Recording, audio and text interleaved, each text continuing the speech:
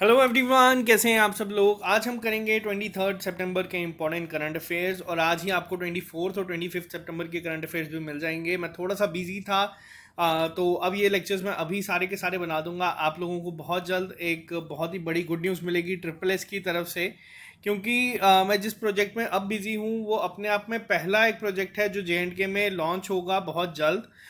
तो उसके लिए आप लोगों की ब्लेसिंग्स चाहिए, वो मैं आपके साथ डिस्कस करूंगा। उसको इनिशिएट हम लोगों ने कर दिया है, तो वो पूरा डिटेल में बात करेंगे। लेकिन जो लोग ये चैनल पहली बार देख रहे हैं, आप इस चैनल को सब्सक्राइब कर लीजिए ताकि आप लोगों को हर एक अपडेट मिलता रहे, और साथ ही साथ इस वीडियो को लाइक कर दीजिएगा अगर आपको हमारी लेक्चर सीरीज पसंद आती है तो। अब यहाँ पे मैं एक और चीज़ बताऊंगा। मैंने आप लोगों को कहा है, जो लोग जम्मू कश्मीर से हैं खास तौर पे, कि आप लोगों का जो टेस्ट है JKSSB ने डिक्लेयर कर दिया है कि एग्ज़ाम्स होंगे। कब होंगे हमें पता नहीं है, बट मैंने आपको कहा है कि हम इसको फॉलो करेंगे। तो 1 अक्टूबर अब आने वाली है, आपके पास 5 दिन का टाइम अब बचा है। पूरे के पूरे अपने नोट्स को रिवाइज कर लीजिए और एनालाइज करिएगा अपनी परफॉर्मेंस को, कहाँ पे आप लोग स्टैंड कर रहे हैं। तो ये वीक जो होगा, ये पूरा वीक आपको इसको ऐसे ट्रीट करने की आपके एग्जाम्स हो। अब बहुत सारे बच्चों के कमेंट में ये आ रहे हैं, कमेंट्स में कमेंट बॉक्स में, कि ये टेस्ट हम देंगे कैसे। मैं आपको बहुत जल्द एक शॉर्ट में भी यहाँ पे बता दूंगा, क्योंकि एक एक को रिप्लाई करना मुश्किल हो जाता है। सबसे पहले आप लोगों को हॉलीवुड की ऐप को डाउनलोड करना है। जब आप इसका ऐप को डाउनलोड करके ओपन करेंगे, वहाँ पे आपको थोड़ा सा स्क्रॉल करने पे दिख जाएंगे जे एंड के एग्जाम्स पे जाओगे तो आपको यहाँ पे सारे एग्जाम दिख जाएंगे। फिर आप किसी भी एग्जाम के लिए प्रिपेयर कर रहे हैं तो आपको दिख जाएगा। अब मान लीजिए जैसे आप लोगों को फाइनेंस अकाउंट असिस्टेंट के लिए जो बच्चे कह रहे हैं कि हम अभी तैयारी शुरू कर रहे हैं, कैसे करेंगे, तो आप लोग इनका वीडियो लेक्चर्स देख सकते हैं। ये पूरा एक कोर्स है, कंपाइल्ड वे में बनाया गया है। इसके साथ साथ आपको हर एक एग्जाम के डिटेल नोट्स और मॉक टेस्ट मिल जाएंगे।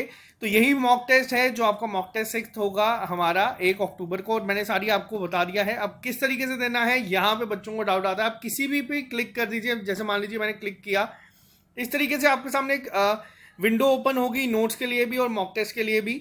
आप लोगों को यहाँ पे किसी पे भी क्लिक कर देना है। इस तरीके से आपके सामने आएगा, यस श्योर पे आप लोग जाना, आपको आगे जाके ये सब दिख जाएगा। अब जैसे मान लीजिए अगर आप लोगों को सिर्फ, अगर मैं बात करूँ कि सिर्फ पटवारी के टेस्ट देने हैं, तो आप यहाँ पे टिक करिएगा। कूपन कोड में जाइएगा, ट्रिपल एस लिखना बिना स्पेस के। अब बच्चे कह रहे हैं कि कोड अप्लाई नहीं हो रहा, तो एस और ट्रिपल के बीच में स्पेस नहीं रखनी है, या फिर आप लोग JK20 भी लिख सकते हो, आपको 20% डिस्काउंट मिल जाएगा दोनों पे ही।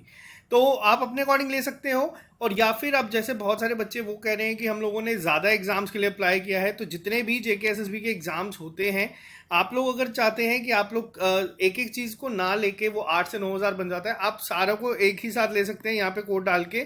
तो आपको 2200 के करीब करीब सब मिलेगा। और इसी के साथ साथ यहाँ पे आप लोगों का जो वीडियो कोर्स है वो भी इसमें इंक्लूडेड होगा। और अगर थोड़ा सा स्क्रॉल और करेंगे तो जो JK असिस्टेंट रजिस्ट्रार के नोट्स हैं, मॉक टेस्ट हैं, ये सब आपको मिल जाएगा यहाँ पे सेम कोड यूज़ करने के बाद। तो ये मैंने आपको एक बता दिया है जिन बच्चों को डाउट था। अब हम चलेंगे अपने लेक्चर की तरफ बिना ज़्यादा टाइम वेस्ट किए। आई होप अब लोग वापस से कमेंट बॉक्स में ये नहीं पूछेंगे कि किस तरह करेंगे। अगर पूछोगे तो प्लीज़ जो भी आपका फ्रेंड पूछता है उसको ये शेयर कर देना।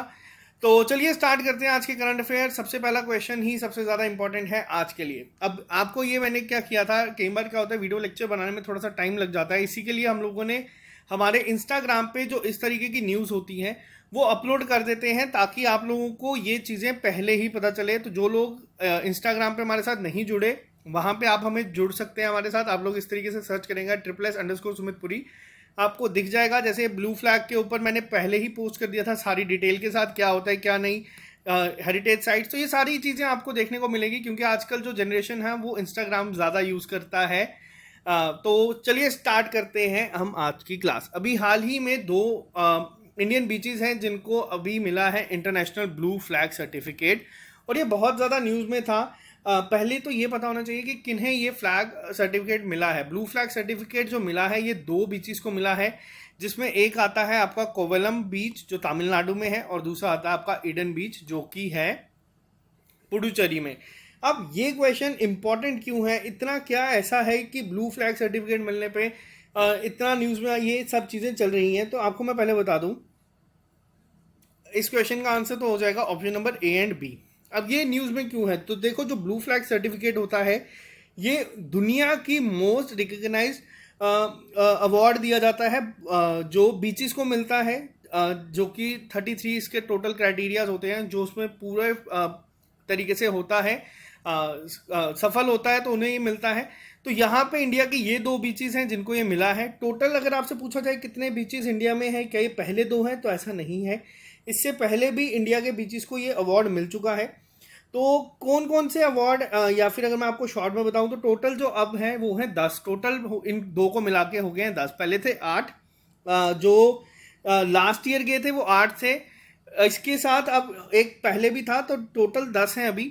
अब उनके नाम मैं आपको सारे नहीं बताऊंगा, बट ये एग्जाम में पूछे जा सकते हैं। आप के लिए होमवर्क है कि आप लोग कमेंट बॉक्स में उनके सबके नाम लिखेंगे जिन जिन को मिला है। अब ये ब्लू फ्लैग सर्टिफिकेशन के ऊपर अगर थोड़ा सा क्वेश्चन जाता है स्टैटिक पार्ट में कि ये शुरुआत कब हुई थी, तो ये 1985 में शुरू किया गया था फ्रांस के द्वारा। तो ये भी आपको याद रखना है। तो ये क्वेश्चन पहला ही बहुत इंपॉर्टेंट है, दोनों बीचेस के नाम याद रखना है। एग्जाम में ये नहीं पूछा जाएगा ब्लू फ्लैग सर्टिफिकेशन किसको मिला है, एग्जाम में पूछा जाएगा कोवलम बीच कहाँ पे है, और या फिर पूछा जाएगा ईडन बीच कहाँ पे है। तो ये आपको पता होना चाहिए। जो क्वेश्चन थोड़े से पुराने आते हैं तो वो आपको मैंने होमवर्क में दिया है, आपको इस सारे के सारे बीचेस के नाम याद रखने हैं।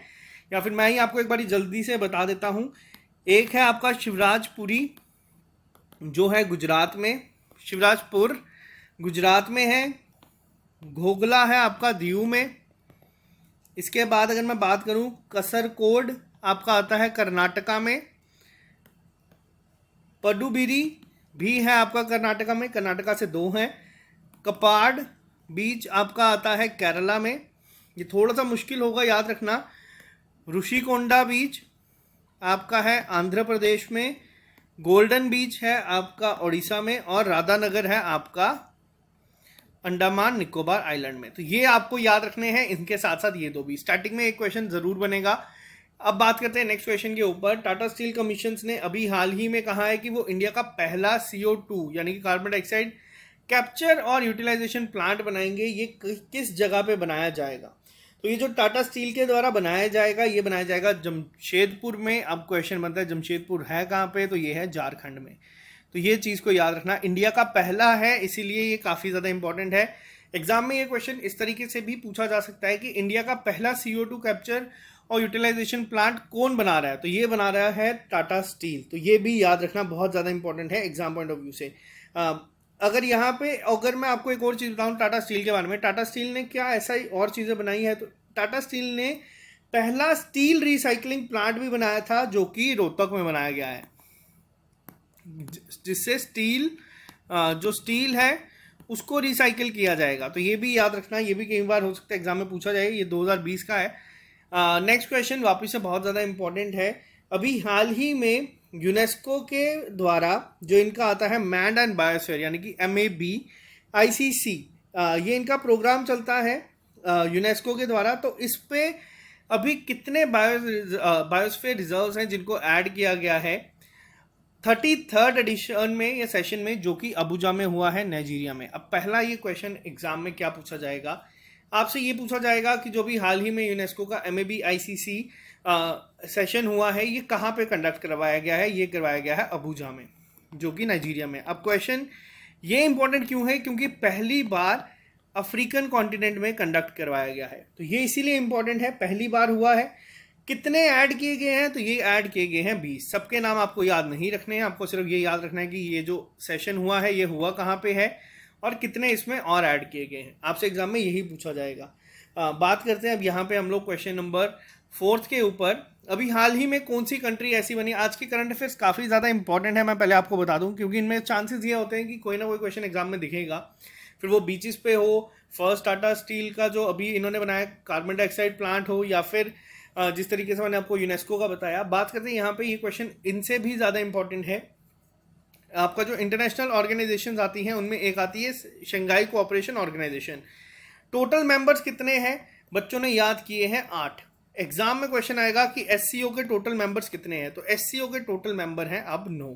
रीज़न क्या है? अभी हाल ही में ईरान जो है वो रिसेंट मेंबर बना है और फुल टाइम मेंबर। आपने देखा है कि मेंबर जो होते हैं इंटरनेशनल ऑर्गेनाइजेशन में, उसमें क्या होते हैं, कुछ होते हैं परमानेंट मेंबर, कुछ होते हैं वहाँ पे ऑब्जर्वर, कुछ होते हैं वहाँ पे टेम्पररी।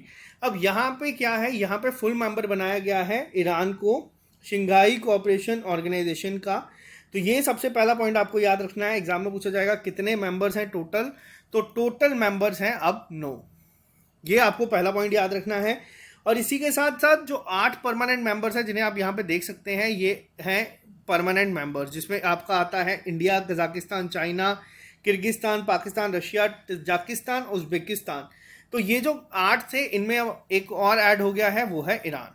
ये आया यहाँ पे। अब अगर आपसे पूछा जाए ऑब्जर्वर जो मेंबर्स हैं वो कौन है, तो ऑब्जर्वर्स में आ जाता है एक आपका अफगानिस्तान, उसके बाद दूसरा आ जाता है आपका बेलारस, और तीसरा आ जाता है आपका मंगोलिया।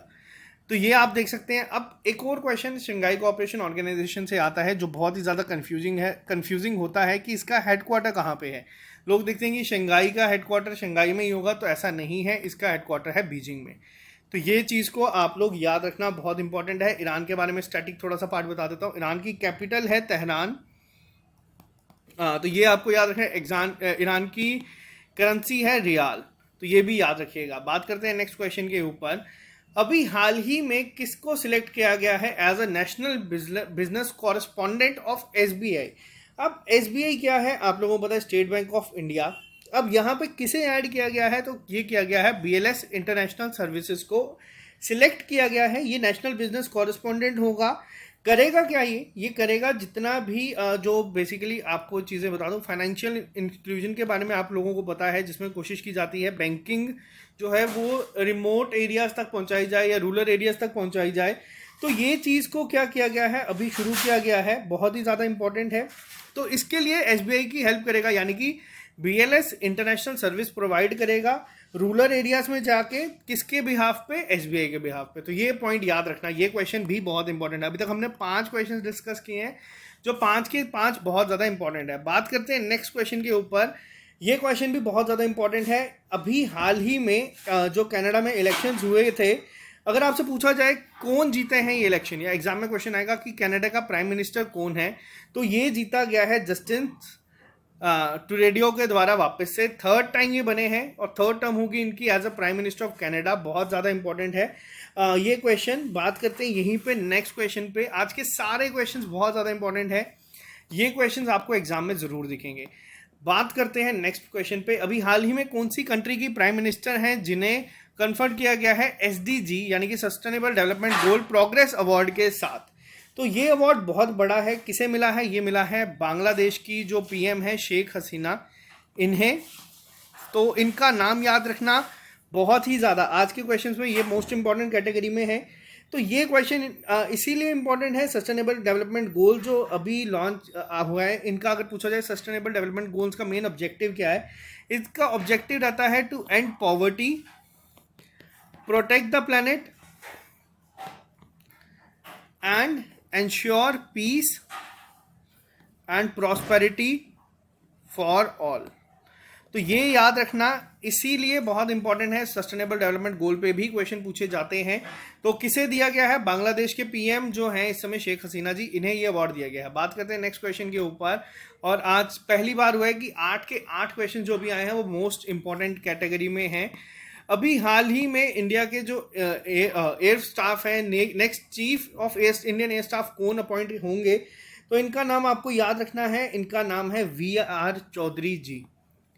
अब अभी तक हम लोगों ने क्या पढ़ा है कि इंडियन एयर स्टाफ के जो चीफ हैं वो हैं आरकेएस भदौरिया जी, लेकिन ये रिटायर हो रहे हैं 30 सितंबर को। तो आने वाला जो टाइम होगा, कौन इसको करेगा हेड या फिर चीफ कौन होगा, तो वो होंगे वीआर भदौरिया जी। तो ये आपके लिए पहला पॉइंट है, बहुत ही ज़्यादा इंपॉर्टेंट है, इनका नाम याद रखना। और ये एक्सपर्ट मेजर है MiG-29 फाइटर एयरक्राफ्ट के। तो ये पॉइंट भी याद रखना बहुत ज़्यादा इंपॉर्टेंट है और ये क्वेश्चन एग्जाम में पूछे जाते हैं। यही मैं आपको चीज़ समझा रहा था जो हमारे इंस्टाग्राम के लिए मैंने आपको बताया। मैंने ये पोस्ट भी पहले अपलोड कर दिया था। कई बार वीडियोस में इंसान स्किप कर जाता है, बट पोस्ट देख के याद रहता है। बात करते हैं नेक्स्ट क्वेश्चन के ऊपर। कौन सी ऑर्गेनाइजेशन है जो डेवलप करेगी reusable GSLV Mk3 launch vehicle. तो ये आप लोग गेस भी कर सकते हैं, GSLV जो है वो इसरो का है। तो इसरो इसे हाल ही में करेगा। पहला पॉइंट इसको आप नोट करना। इसरो के बहुत सारे मिशन अभी लाइंड अप हैं। इस समय इसरो के चीफ कौन है अगर पूछा जाए तो वो है के सिवान, यानी कि हेड कौन है, तो वो है के सिवान जी। बात करते हैं नेक्स्ट क्वेश्चन के ऊपर। वर्ल्ड राइनो डे हर साल ऑब्जर्व किया जाता है 22 सितंबर के दिन। अब वर्ल्ड राइनो डे की थीम क्या थी, तो वर्ल्ड राइनो डे की जो थीम थी इस बार वो था कीप द 5 अलाइव। पहला पॉइंट, अब आपको बता दूं, आज से 1-2 साल पहले एक कैंपेन चलाया गया था, जो क्रिकेटर है रोहित शर्मा, उनके द्वारा, रोहित फॉर राइनो। ये भी याद रखना, वर्ल्ड राइनो डे के दिन ही चलाया गया था, लेकिन आज से 2 साल पहले। तो जो पुराने करंट अफेयर कई बार आपको दिखता है। अब ये जो डे है, ये कौन इसको बेसिकली करता है ऑब्जर्व, तो ये किया जाता है वर्ल्ड वाइड फंड के द्वारा। पहला पॉइंट। अब 22 सितंबर को और भी बहुत सारे डेज आते हैं, जिसमें आपका आ जाता है वर्ल्ड कार फ्री डे, ये भी आपका 22 सितंबर को मनाया जाता है। और एक आपका जो डे होता है वर्ल्ड रोज डे, जिसके तहत ऑनर किया जाता है और प्रोवाइड किया जाता है hope for the people suffering from cancer. तो ये भी हर साल 22 सितंबर को ही किया जाता है ऑब्जर्व। तो ये भी आपको याद रखना है, बहुत ज़्यादा इंपॉर्टेंट है। इसी के साथ साथ बात करते हैं नेक्स्ट क्वेश्चन के ऊपर, आज के लास्ट क्वेश्चन पे। आज की करंट अफेयर की क्लास बहुत ज़्यादा इंपॉर्टेंट है आप लोगों के लिए। तो कौन सी ऐसी गवर्नमेंट है जिन्होंने साइन किया है एक एग्रीमेंट यूनिसेफ के साथ, जिसके तहत अर्बन रूरल कन्वर्जेंस बनाया जाएगा on faecal sludge and plastic waste. तो ये यूनिसेफ के साथ किया गया है ओडिशा सरकार ने, सॉरी यहाँ पे मैं आपको बता दूं, ओडिशा सरकार ने ही, हाँ जी, ओडिशा सरकार ने ही इसको किया है। और ओडिशा सरकार के बारे में बता दूं तो इन्होंने Bill and Melinda Gate foundation के साथ भी टाई अप किया है, जिसके तहत कोशिश की जाएगी कि ये जो एग्रीकल्चर सेक्टर है वहाँ पे डेवलपमेंट करें। तो ओडिशा गवर्नमेंट ने ही जो इंडियन हॉकी टीम थी उसको स्पॉन्सर किया था, both man and women team को। ओडिशा में जगह है भुवनेश्वर, जहाँ पे आईसीसी नहीं, इंडिया वर्ल्ड हॉकी कप होगा, हॉकी वर्ल्ड कप होगा जिसपे। तो ये भी आपको याद रखना है। तो ये थे आज के important current affairs. I hope आपको आज की क्लास पसंद आएगी। आप लोग हमें इंस्टाग्राम पे फॉलो कर सकते हैं, और साथ ही साथ जो लोग जम्मू कश्मीर से हैं, आप लोगों को मैंने बता दिया है, आप लोगों को ये टेस्ट है इसको बहुत ज़्यादा सीरियस होकर देना है। और जो अब कंसेप्ट हम लोग यूज़ कर रहे हैं वो है आपका रिवाइज एंड एनालाइज। तो ये जो पॉइंट है इसको हमें करना है सही तरीके से फॉलो। जो SSS का सेकंड एस है जो आता है स्ट्रेटजी, वो मैं आप लोगों को हर 10 दिन के बाद बताऊंगा। ये टेस्ट हम लोग जब दे देंगे, फिर अगले 10 दिन हम लोग किस तरीके से तैयारी कंटिन्यू करेंगे वो मैं आपके साथ पूरा डिस्कस करूंगा। तो जो लोग भी ये चैनल पे पहली बार हैं, आप इस चैनल को सब्सक्राइब कर लीजिए, ताकि आप लोगों को हर एक अपडेट मिलता रहे। तो बहुत जल्द हम मिलेंगे नए लेक्चर के साथ। अभी के लिए दीजिए इजाज़त, मैं नेक्स्ट लेक्चर प्रिपेयर करके बहुत जल्द अपलोड कर दूंगा। और इस चैनल को सब्सक्राइब करना, और अगर वीडियो पसंद आती है तो इसको लाइक ज़रूर करके जाया करें। Bye, take care.